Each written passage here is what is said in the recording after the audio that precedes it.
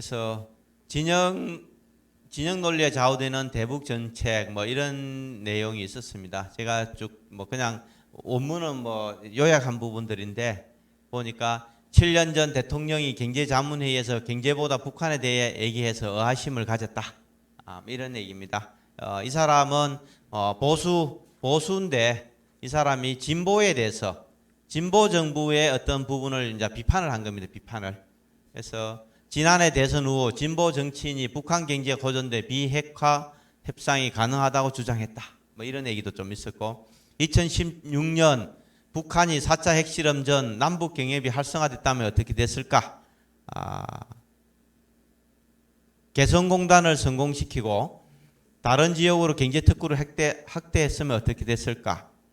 한반도에 전쟁을 막은 것은 진보의 가치가 아니라 냉철한 전문성이다. 북한에 대한 경제 제재 조치와 미국의 군사 공격 우리가 북한을 대화로 이끌어낸 것이다. 이렇게 이제 보는 거죠. 보수입니다. 보수에서는 이렇게 보는 거죠. 진보는 DJ 정부 이후로 어떻게든 북한하고 평화 대화를 통해서 또 북한이 원하는 경제적인 교류를 통해서 북한이 좀 잘 살게 되면은 남한을 침범할 가능성이 없다. 이런 주장을 하고 있는 거고 보수들은 뭐라고 얘기합니까? 그럴 일 없다. 북한을 어떻게든 말려 죽여야 된다. 얘들이 경제가 더 나빠지면 나빠질수록 정권은 빨리 붕괴될 것이다. 이렇게 이제 얘기를 하고 있는 거죠. 그런 논리들을 쭉 이 부분에서 얘기했습니다. 남북 경협이 활성화됐다면은 이 사람들이 북한이 돈을 벌어서 뭡니까? 핵 개발에 전용했을 것이다. 이런 주장하는 거죠. 핵 개발에 전용됐을 것이다. 그럼 얘들이 핵을 한 개 만드는 게 아니라 두 개, 세 개 만들 수 있고 핵 실험도 지금보다 훨씬 더 많이 해서 더 빠르게 핵 기술들을 완성했을 것이다. 이렇게 이제 주장하는 겁니다.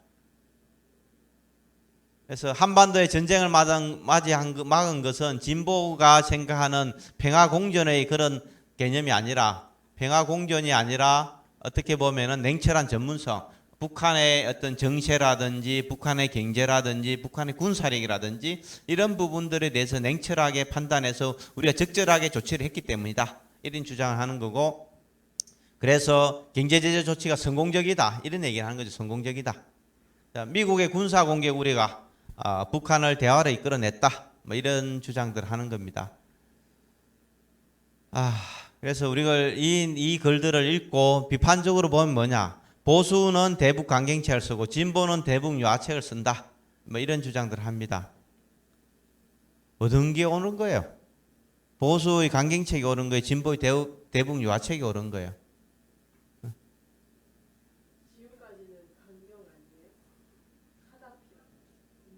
아니 이제 우리가 북한에 대해서 보면은 북한에 대해서 하는 거. 북한에 대해서는 강경책을 쓰는 게 맞는 것이냐?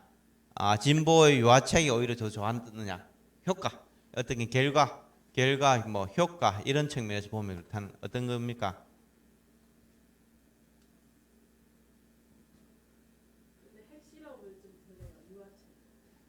네.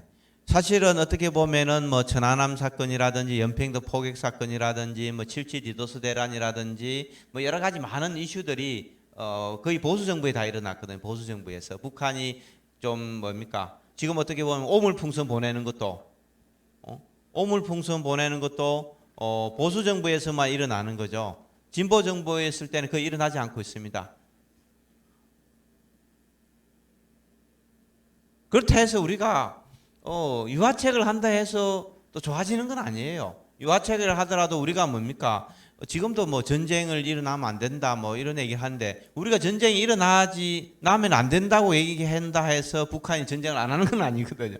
우리가 압도적인 군사력을 갖고 있으면은 북한이 안 내려오는 것이지 우리가 뭐 이렇게 해서 뭐 북한하고 이제 잘 지내보자 뭐 이래 해서 군대도 좀 줄이고 뭐 무기도 좀 안 사고 옛날 그냥 고물 가지고 대충 좀 쓰면서 버티고 이러면은 개박살 나는 거죠. 사실은 개박살 나는 거죠. 한반도 평화에서 미국과 중국의 역할은 뭐냐? 여기도 미국의 군사 공격 우려가 한반도의 평화를 유지하고 있다. 우리가 인계철선이라는 얘기 들어봤어요. 인계철선요? 인계철선. 인계철선이 뭐예요? 인계철선이 뭐예요? 부비 부비 트랩이에요?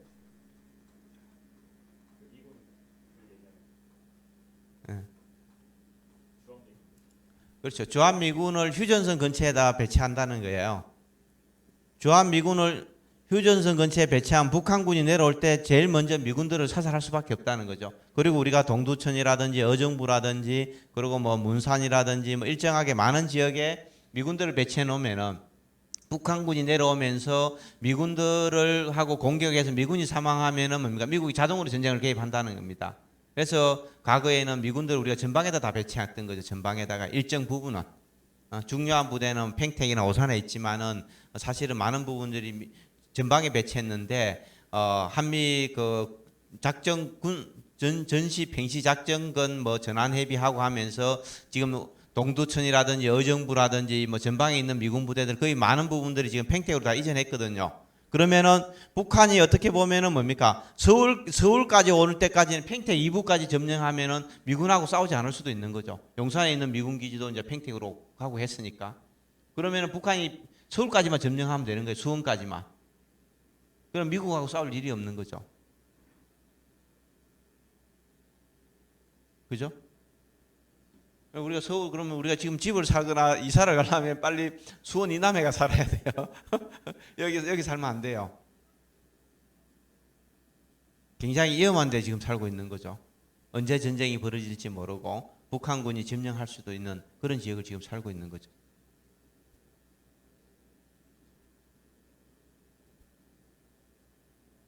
중국도 마찬가지입니다. 북한에 대한 경제 조치를 했는데 중국 놈들이 뭡니까? 여기서 중국이 경제 원조를 하고 있는 거죠. 중국이. 그렇지 않습니까? 뭐 석유도 얘들이 주고 물론 뭐 북한이 쓸 만큼 아주 풍부하게 주진 않는데 군사력을 유지하고 경제가 기본적으로 돌아갈 수 있는 거는 단둥 철교 밑에 석유 파이프라인을 설치해서 그쪽으로 계속 지금 계속 보내주고 있는 거죠. 그 다음에 뭐 밀가루라든지 뭐 특히 밀가루보다는 옥수수 가루를 많이 먹거든요. 그리고 중국 그 동북 삼성일이 옥수수가 가면 진짜 옥수수 밭이 끝이 없어요. 차를 타고 1시간을 가도 옥수수 밭이에요. 정말 끝이 없어요. 끝이 없어. 그래서 그 옥수수 가루 가지고 뭐 빵도 해 먹고 그 국수도 해 먹고 옥수수 국수 맛있어요. 그 반주에 가면 옥수수 국수 진짜 맛있어요. 온맨 하는데 맛있는데. 그래서 중국이 이런 역할들을 하고 있는 거죠. 북한이 망하면 안 된다. 얘들의 입장에서는 뭡니까? 순망치한이라고 그러죠. 그죠? 입술이 사라지면은 이가 실이다 이런 뜻입니다. 그래서 북한을 일정 부분 완충지대로 망하지 않게 두면은 중국이 한국하고 부딪힐 일도 없고 또 일정 부분 미국하고 부딪힐 일도 없다고 생각하는 거죠. 사실 중국이 급격하게 성장하는 많은 부분들은 또 한국식 경제 모델들을 많이 배워갔거든요. 실제로 92년 한중수교 이후에 2000년대 한 2010년대까지 뭐 중국 사람들 한국 배우려고 어마어마하게 왔습니다. 기술도 많이 훔쳐도 갔고 뭐 이런 부분들이 있으니까 중국 입장에서는 자기들이 약간의 일정 부분의 공업 선진화국으로 가려고 하면은 한국이 해갔던 방식들을 최대한 빠르게 학습하는 게 좋아요. 그리고 또 한국하고 있던 한중일이 한국하고 중국하고 일본하고 한중일이 일정하게 뭡니까 삼각 커넥션을 활용하면은 중국 경제에 굉장히 유리한 거죠. 일본은 기술을 개발하고 한국은 그걸 가지고 일정하게 중간 제품을 만들고 중국은 그걸 또 수입해 가지고 완제품을 만들어서 저렴하게 미국이라든지 유럽에 수출하는 거는 굉장히 성공적인 모델입니다. 지난 한 20년 이상 아주 잘 작동했던 거죠. 근데 지금 또 중국이 일본하고 직접 거래하는 거는 별로 원하지 않아요. 왜 그런 거예요? 중국이 일본하고 원하지 거래하는 걸 원하지 않는 것은 아니 중국이 일본하고 중국이 일본하고 거래하는 건 원하지 않고 한국을 통해서 거래하는 거는 좋아하는 거죠. 왜 그럴까요? 왜 그런 거예요?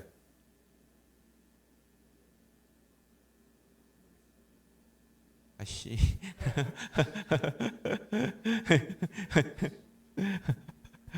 왜 그런 거예요, 이거? 일본하고 중국하고 좀 싫어하죠, 많이.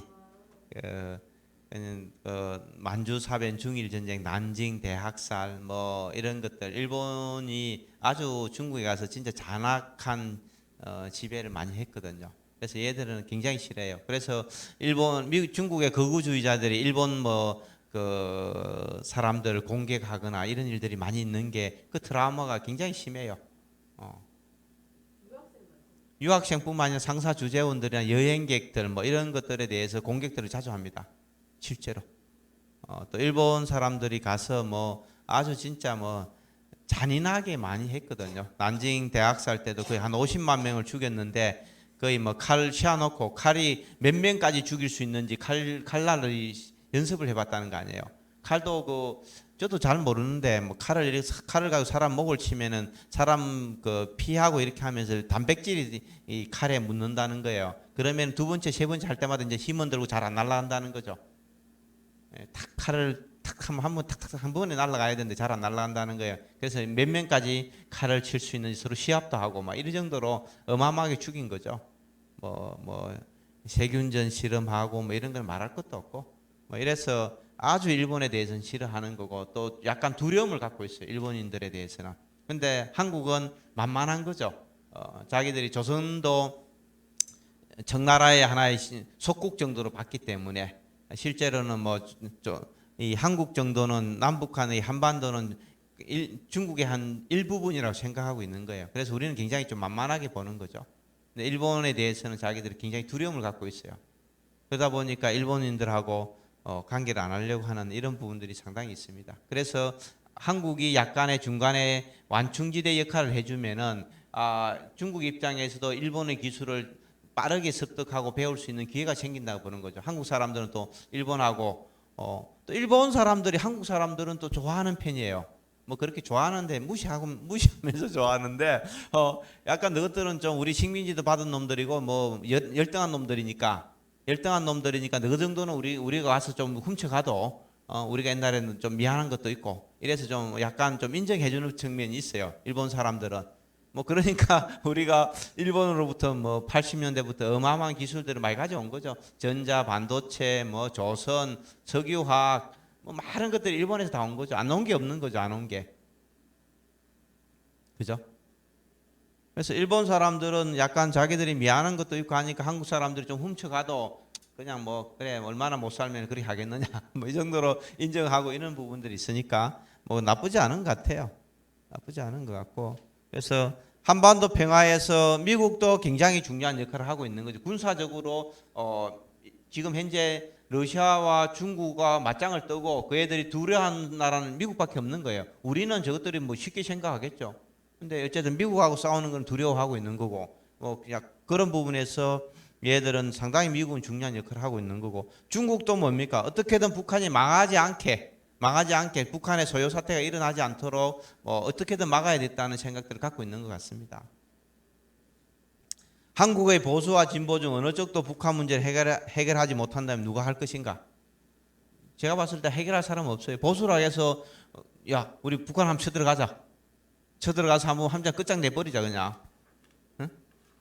특전사 참수부대 만드는 거 아니에요? 참수부대. 가서 김정은이 목을 따와라. 응? 목을 따면 끝날 거 아니에요. 김정은이만 사살하면 끝나는 거 아니에요? 근데 요번에 이게 뭐 참 어떻게 보면 참수부대를 보내서 이게 거의 옛날에 그 뭡니까 68년도 그 청와대 기습 사건 때 우리 그 실미도 부대 만드는 거하고 거의 비슷한 것 같아. 그때도 박정희 목을 따러 왔수다 이러니까 우리도 김일성 목을 딸 부대를 만들었던 거죠. 실미도 부대를. 실미도 영화 봤어요? 그 부대가 제가 복무했던 공군 부대입니다. 제가 공군 2, 3회 정보부대 거기에 실미도 부대입니다. 실미도 부대. 그때 제가 가니까 그 준이 한 사람이 그때 살은 사람이 준이 그 얘들이 그 기관병들 다 죽이고 그 나왔는데 기관병 다 할 일이 다 찾아 죽이려고 그랬는데 한 명을 못 죽인 거예요. 그 사람이 똥통에 야외에 있는 똥통에 들어가 가지고 이 널판지로 똥통을 막아놨는데 널판지 밑에 숨어 가지고 이렇게 버텨 가지고 그 사람 안 죽은 거야. 그때 가니까 있더라고요. 옛날에는 우리는 그 일반적으로 알려진 건 영종도 사건으로 이렇게 알려졌는데 실제는 이제 실미도 영화 나올 때 그때 이제 실미도 사건 알려졌었는데 그 투항하라 해가지고 일본에 밀항 시켜준다는 조건으로 투항을 받고 다음날 아침에 새벽에 그 사격장에서 총살을 시킨 거죠. 우리 그 232 정보부대 사격장에서 총살 시키고 백제 가서 하장터 하고 어디 묻었는지가 아무도 모르는 거죠. 아무도. 아, 참. 왜 갑자기 여기 나왔어요? 참수부대 때문에 참수부대 때문에 실미도 사건이 좀 나왔는데 어쨌든 뭐 보수와 진보 어느 쪽도 제가 봤을 때는 배짱 있는 놈이 없어요. 배짱 있는 사람이 없어서 북한 문제를 명확하게 해결할 사람은 없다. 뭐 개인적으로 그리 보여지는 거고요. 한국이 아니라 미국이 한반도 평화를 위한 키를 쥐고 있는 것인가? 미국이 예? 미국 때문에 전쟁이 일어나는 거예요? 통일을 못 하고 있는 거예요? 미국은 통일을 원할 거 아닙니까? 미국도 그러면은 북한이 없어지면 중국하고 맞짱을 뜨는 걸 두려워서 통일을 막는 거예요?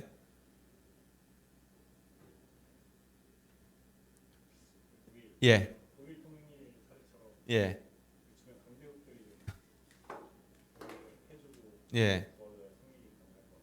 근데 독일하고 서독은 동독하고 서독 같은 경우에는 강대국이 동해종하고 아무 관계 없습니다. 원하지 않았어요, 다. 원하지 않았는데 갑자기 동독의 그 당시 그 동독의 그 아마 우리 지금 치면 우리나라 문화관광부 장관인가 그 사람이 왜 자꾸 지금 자기들 동독 사람들이 서독에 친지도 방문 좀 하고 싶고 이러는데 왜 그 여행 허가를 잘 안 내주나 이런 얘기를 한 거예요. 그래서 계속 불평하고 시위를 하니까 곧바로 그냥 저녁 10시인가 9시인가 그때 그냥 TV에 나와서 얘기한 거예요. 뭐 곧바로 그 통행 여행 자유를 해주겠다, 허가를 해주겠다 이렇게 얘기해서 사람들이 갑자기 베를린 장벽에 몰려드는 거예요. 언제 해주냐고 초소에 와가지고 지금부터 방송 안 봐, 방송 봐라. 막 장관이 지금 여행 자유 해주는데 왜 지금 안 해주느냐 이렇게 해갖고 사람이 했는데 그냥 자연스 막 밀려니까 벽이 무너진 거예요, 그냥. 실제 그렇습니다. 89년 그냥 벽이 무너진 거예요. 사람들이 와서 막 그 동독하고 서독은 베를린에서 베를린이 절반으로 나눠 있는 거예요. 그래서 이 사람들이 벽에 와갖고 막 아니 왜 못 가게 하느냐 뭐 얘기하면서 하다 보니까 수많은 사람 밀다 보니까 벽이 넘어진 거예요. 그냥 벽 타고 넘어간 거예요. 그래 끝난 거예요. 그 넘어간 사람 보고 야 미안하지 뭐 돌아와라. 누가 돌아오겠어요? 아무도 안 돌아오는 거죠. 2차 베를린 위기 때 그런 거거든요. 그때도 그냥 철조망 정도가 간단하게 있으면 중간중간 초소가 있고. 근데 사람들이 밤에 몰래 담요 덮고 그 뛰어넘어가는 거야. 철조망에 제일 확실한 건 담요 덮는 거거든요. 예, 담요 덮고 그냥 타고 넘어가는 거예요. 그러니까 계속 하도 많이 밤마다 넘어가고 또 그 뭡니까 그 경비병들이 그 과자 하나 좀 받고 돈 몇 푼 받고 눈 감고 반대편으로 지금 그 뭐라 그러니까 그 순찰을 반대쪽으로 도는 거지 그 사이 뛰어넘는 거야 돈 주면은 너무 많이 넘어가니까 이게 심각하다고 보고 그래서 그때 뭡니까 장벽을 쌓은 거지. 담벼락을 쌓은 거지 담벼락을. 그게 2차 베를린 위기입니다. 2차 베를린 위기. 근데 89년도에 우연히 넘어진 거예요. 우연히요. 우연히 넘어진 겁니다. 강대국 누구도 원하지 않았어요. 근데 우리는 지금 뭡니까? 우연히 넘어질 수가 없어요. 이게 저 휴전선에 너무 지금 그 뭡니까? 서울하고 만일에 서울이 한강을 기준으로 해서 남북한이 분단이 됐으면 굉장히 가능성이 많죠. 그때 그렇게 했었어야 되는 거예요. 6.25 때 좀 서울 북쪽은 북한 주고 서울 남쪽은 있으면 사람들 밤에 몰래 헤엄치고 넘어오는 사람이 있을 거 아닙니까? 그럼 떼목 타고 넘어오는 사람도 있고 이랬으면은 이게 쉬워요. 근데 지금 휴전선에서 우리나라 군대 12개 사단이 다 휴전선에서 155마일 지키고 북한도 또 그만큼 지키고 있고 그 한 4km가 버는데 누가 그걸 뛰어넘을 수 있어요? 50만 명이 뛰어넘을 수 있어요? 없는 거예요. 답이 없어요, 이거는. 그래서 동독하고 서독하고 관계하고 전혀 다릅니다. 전혀 다른 거죠. 남베트남, 북베트남도 전쟁을 했고 남해면, 북해면은 정치적으로 통일을 했는데 지금 뭡니까 내전을 지금 20년째 가까이 하고 있고. 그래서 완전 상황이 다릅니다. 동독, 서독의 경우하고는 완전히 다르다는 거죠. 우리가 여기 적용할 방법이 없어요. 적용할 방법이 없는 거죠. 뭐. 중국이 미국과 대결 구도를 형성하는 것은 한반도 평화에 도움이 될까? 안 되는 거예요? 그럼 어떻게 하는 거예요, 그럼? 야, 임마, 중국 너 임마 미국한테 좀 까불지 마라 이렇게 얘기해야 되는 거예요, 우리가? 어떻게 붕괴를 해요? 붕괴돼요?